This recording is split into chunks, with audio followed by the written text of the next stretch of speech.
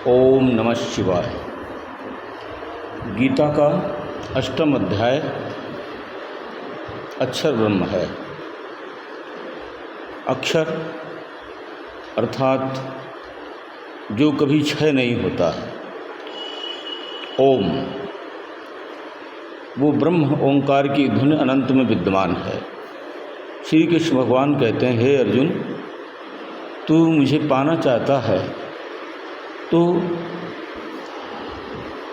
मेरे में मन लगा। मेरे तेरे बहुत सारे जन्म हो चुके हैं, तू नहीं जानता, मैं जानता हूँ। मेरे जन्म और कर्म दोनों दिव्य हैं और मैं इस शरीर में होते हुए भी अनंत में विद्यमान हूँ। निराकार हूँ, सर्वव्यापी हूँ। तू मुझे यदि पाना चाहता है तो सारे कर्म मेरे ऊपर सौंप दे, जो हो रहे हैं होने दे, लेकिन मेरे चिंतन करते हुए तो कर्म कर। मेरा चिंतन करते हुए कर्म करेगा तो बुरे कर्म तो होंगे नहीं, अच्छे ही होंगे, क्योंकि ईश्वर का चिंतन करते करते शतोगुणी प्रवृत्तियों का जागरण हो जाता है और शतोगुणी व्यक्ति कभी बुरे कर्म कर ही नहीं सकता। और जो तू युद्ध करेगा वो मेरे परायण होकर करेगा, प्रारब्धमान के वशीभूत होकर करेगा, इसलिए परेशान मत हो। और ओम ये जगत में व्याप्त है, हृदय की गुफा में वो परम प्रकाश है। उस प्रकाश में बैठ करके तू मेरा चिंतन कर।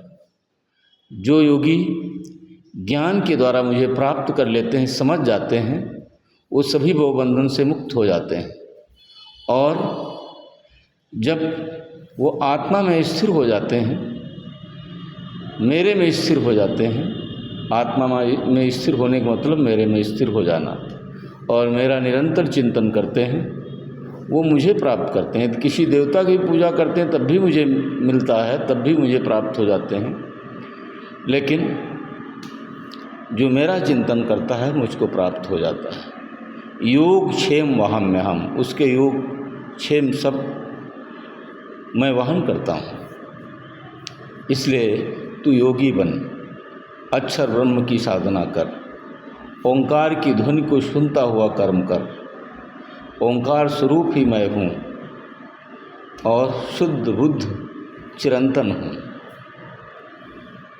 यही श्री कृष्ण भगवान का जो जन्म हुआ और गीता का एक महत्वपूर्ण ज्ञान दिया उन्होंने, इसके द्वारा हम सभी भवबंधनों को काट करके